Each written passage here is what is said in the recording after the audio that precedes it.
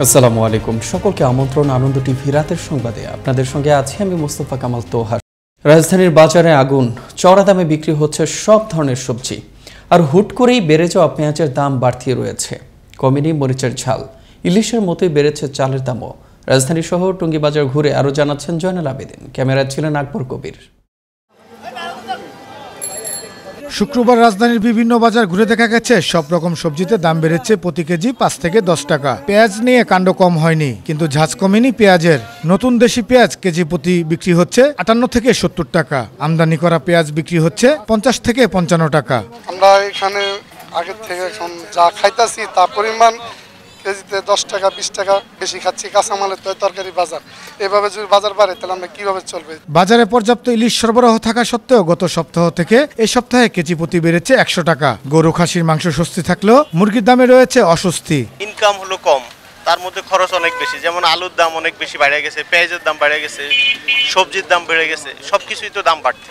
এইসব ব্যাপারে তো সরকারকে নজর দিতে হবে, না হলে তো আমরা সাধারণ মানুষ কোথায় যাব? মহামারীর জন্য আমাদের যে স্যালারি, আমরা ফুল ডিউটি করে আমাদের বেতন হাফ বেতন পাইতেছি আমরা। তো এর ভিতরে বাজার সদাইয়ের দাম ঠিকই বাড়তেছে, কিন্তু আমাদের স্যালারি বাড়তেছে না। তো এরকম ভাবে হলে তো আমাদের জন্য খুবই বিপজ্জনক। হঠাৎ করে আদা, রসুন, তেল, আলু বাড়তি দামে বিক্রি হচ্ছে। স্বস্তি দিচ্ছে না চালের বাজারও, বেড়েছে প্রতি কেজিতে 3 টাকা। তবে বিক্রেতারা বলছেন দুর্যোগপূর্ণ আবহাওয়া এবং আমদানি কম থাকায় দাম বেড়েছে বলে জানান তিনি। বাড়ার কারণ হলো একদিকে হলো বন্যা, চতুর্থ সাইডে পানি, তারপর মানুষ চলাচল গাড়ি জোরে আসতে পারে না। পেঁয়াজ আমদানি কম, জমিনে তো পেঁয়াজ নাই, সব জমিন হলো তলার না, এজন্য বাজারটা একটু বাড়ছে। বাজারে নেই সঠিক মনিটরিং ব্যবস্থা, নেই ভোক্তা অধিকারের কোনো অভিযান। সে সুযোগ কাজে লাগিয়ে কৃত্রিম সংকট তৈরি করে নেওয়া হয়েছে বাড়তি দাম। এ অবস্থায় সরকারি হস্তক্ষেপ চায় সাধারণ ক্রেতা। জয়নাল আবেদিন, আনন্দ টিভি, ঢাকা। জাতীয় পার্টির প্রেসিডিয়াম সদস্য ও নারায়ণগঞ্জ 3 আসনের এমপি লিয়াকত হোসেন খোকা বলেছেন, উন্নয়নের স্বার্থে আমি কাজ করি। যতদিন বাঁচব এই সোনারগাঁয়ের মানুষের সাথে এক হয়ে কাজ করে যাব। শুক্রবার বিকেলে সোনারগাঁও উপজেলা প্রশাসনের অডিটোরিয়ামে পৌর জাতীয় পার্টির আহ্বায়ক এম এ জামান ভূঁইয়ার সভাপতিত্বে পৌর যুবদলের সাবেক সভাপতি সহ শতাধিক বিএনপি নেতাকর্মীর জাতীয় পার্টিতে যোগদান অনুষ্ঠানে প্রধান অতিথির বক্তব্যে তিনি এসব কথা বলেন। গাজীপুর মহানগরের জয়দেবপুরের রথখোলা এলাকায় শ্বাসরোধ করে স্ত্রীকে হত্যার পর পালিয়েছে ঘাতক স্বামী। পুলিশ নিহতের মরদেহ উদ্ধার করে ময়নাতদন্তের জন্য পাঠিয়েছে শহীদ তাজউদ্দিন আহমদ মেডিকেল কলেজ হাসপাতাল মর্গে। মরদেহ পড়ে থাকতে দেখে এলাকাবাসী থানায় খবর দেয়। ধারণা করা হচ্ছে পারিবারিক কলহের জের ধরে তাকে শ্বাসরোধ করে হত্যার পর স্বামী পালিয়ে যেতে পারে। নিহত স্ত্রী এবং পালিয়ে যাওয়া স্বামীর গ্রামের বাড়ি সিরাজগঞ্জের উল্লাপাড়ায়।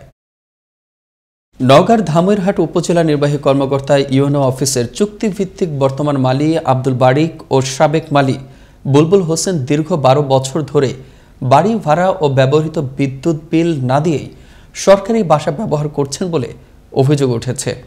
স্থানীয়দের বাদ দিয়ে কিভাবে অন্য উপজেলার মানুষ মাস্টার রোলে চাকরি করার সুযোগ পায় তা নিয়েও প্রশ্ন দেখা দিয়েছে। নওগাঁ থেকে কাজী কামাল হোসেনের পাঠানো তথ্য ও ভিডিও চিত্রে দেখুন ডেস্ক রিপোর্ট। বুলবুল হোসেন ও আব্দুল বারিকের বাড়ি জয়পুরহাট জেলার আক্কেলপুর উপজেলার অনন্তপুর গ্রামে। তারা সম্পর্কে চাচা ও ভাতিজা। মালি পদে থেকে চাচা দীর্ঘদিন এই উপজেলার শাসন করার পর তার ভাতিজা আব্দুল বারিককে তার জায়গায় রেখে যান। অতঃপর আব্দুল বারিক তার ছোট ভাই সুজনকে ইউএনও সহযোগিতায় একই উপজেলার ক্ষুদ্র নৃগোষ্ঠীর কম্পিউটার প্রশিক্ষণ কেন্দ্রের নৈশপ্রহরী হিসেবে নিয়োগের ব্যবস্থা করে পারিবারিক শক্তি পাকাপোক্ত করেন। কিন্তু বুলবুল মালিপথে যোগদানের পর কর্তৃপক্ষের অনুমতি না নিয়েই উপজেলা পরিষদের এলাকায় কর্মচারীদের জন্য নির্মিত সরকারি সুরমাবাস ভবনের নিচতলায় একটি ফ্ল্যাটে পরিবার নিয়ে দীর্ঘ 9 বছর বসবাসের পর গত 3 বছর যাবৎ একই ফ্ল্যাটে অস্থায়ীভাবে নিয়োগ পাওয়া আব্দুল বারিক তার পরিবার নিয়ে বসবাস করছেন। স্যার আমি দেখভাল করি স্যার, স্যার উপজেলা চেয়ারম্যান স্যার আমাদেরকে দেখভালের জন্য বলছে। বাসায় স্যার পরিত্যক্ত বিল্ডিং, আমি চেয়ারম্যান স্যার ইউনো স্যার ওখানে থাকতে বলছে। উপজেলা পরিষদের 3য় শ্রেণীর স্টাফদের জন্য নির্মিত সুরমা ভবনটি পরিত্যক্ত নয়, কারণ ওই ভবনে 3 জন বাসা বরাদ্দ নিয়ে বসবাস করছেন। অথচ আব্দুল বারিক কর্তৃপক্ষের অনুমতি না নিয়ে ও সরকারি বিধি না মেনে দীর্ঘদিন ধরে বিনা ভাড়ায় সরকারি বাড়ি ব্যবহার করছেন। একটা মালি পোস্ট রয়েছে, সেই মালি পোস্টে আসলে আব্দুল বারিক কর্মরত রয়েছেন এবং তিনি উপজেলা পরিষদের যে বাসাটিতে থাকেন, আপনারা যেমন বলছেন যে সেই বাসাটি পরিত্যক্ত, সেটি আসলে পরিত্যক্ত নয়। সাবেক উপজেলা পরিষদ চেয়ারম্যান বললেন, বুলবুলের বিরুদ্ধে একাধিকবার নোটিশ করা হয়েছিল এবং তাকে সাসপেন্ডও করা হয়েছিল, কিন্তু কোনো পদক্ষেপই বাস্তবায়ন করা সম্ভব হয়নি। আমি এই বিষয়ে তাকে একাধিকবার নোটিশ করেছি, মৌখিকভাবেও তাকে এই বিষয়ে সতর্ক করেছি। এক সময় তাকে বাসা ছেড়ে দেওয়ার জন্য আমি নির্দেশ দিয়েছি, কিন্তু তারপরেও সে যথারীতি বসবাস করেছে এবং ভাড়া পরিশোধ করে নেয়। অপরদিকে সরকারি বাসায় থাকার বিষয়ে মিটিং করে সিদ্ধান্ত নেওয়ার কথা জানালেন বর্তমান উপজেলা পরিষদ চেয়ারম্যান। কোন কোন বাসায় কে আছে, কী অবস্থা আছে আমি জানতে চেয়েছি।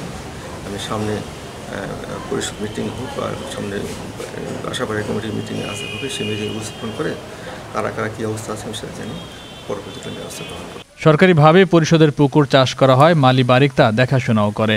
পরিষদের পুকুরে মৎস্য অফিস থেকে সরকারিভাবে প্রতি বছরই মাছ ছাড়া হয়, এটা অনাদিকাল থেকে। এই মাছ বড় হলে এটা স্বাভাবিকভাবে সবাই, এটা পরিষদের চেয়ারম্যান, ভাইস চেয়ারম্যান, যত কর্মকর্তা আছে, কর্মচারী আছে, সবাই। তদন্ত সাপেক্ষে প্রভাবশালী এইসব ব্যক্তিদের কর্মকাণ্ডের কারণে দৃষ্টান্তমূলক শাস্তি দিয়ে উপজেলা পরিষদের মাস্টার রোলের চাকরির বিষয়ে স্থানীয় বাসিন্দাদের অগ্রাধিকার দেওয়ার দাবি জানিয়েছেন সচেতন মহল। ফয়সাল মাহমুদ, আনন্দ টিভি, ন্যাশনাল ডেস্ক। শুক্রবার সকালে ঢাকার ধামরাইয়ে শ্বশুর বাড়ি থেকে জুলেখা আক্তার শিখা নামে এক গৃহবধূর মরদেহ উদ্ধার করেছে পুলিশ। স্বজনদের দাবি, শ্বশুরবাড়ির লোকজন তাকে নির্যাতন করে হত্যা করেছে। তবে শ্বশুরবাড়ির লোকজনের দাবি, গৃহবধূ শিখা গলায় ফাঁস দিয়ে আত্মহত্যা করেছে। এদিকে এ ঘটনায় জিজ্ঞাসাবাদের জন্য নিহতের স্বামী মেহেদি হাসানকে আটক করা হয়। নাটোর বগুড়া জাতীয় মহাসড়কের সিংড়া উপজেলাধীন শেরকোল থেকে খেজুরতলা মোড় পর্যন্ত 150 কোটি টাকা ব্যয়ে 8 কিলোমিটার রাস্তার সম্প্রসারণ ও উন্নয়ন কাজের ভিত্তিপ্রস্তর স্থাপন করেন তথ্য ও যোগাযোগ প্রযুক্তি প্রতিমন্ত্রী জুনায়েদ আহমেদ পলক। শুক্রবার সকালে শেরকোল বাজারে এই ভিত্তিপ্রস্তর স্থাপন অনুষ্ঠানে উপস্থিত ছিলেন অতিরিক্ত প্রধান প্রকৌশলী ও প্রকল্প পরিচালক মোহাম্মদ মনিরুজ্জামান, শেরকোল ইউনিয়ন পরিষদের চেয়ারম্যান লুৎফুল হাবিব রুবেল সহ অন্যরা।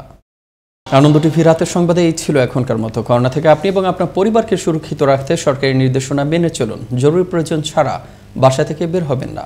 আনন্দ টিভির সর্বশেষ সংবাদ এবং বিনোদন সবার আগে দেখতে যুক্ত হন আমাদের ফেসবুক পেজ www.facebook.com/anondtvbd এই ঠিকানায়। ধন্যবাদ সবাইকে, শুভরাত্রি।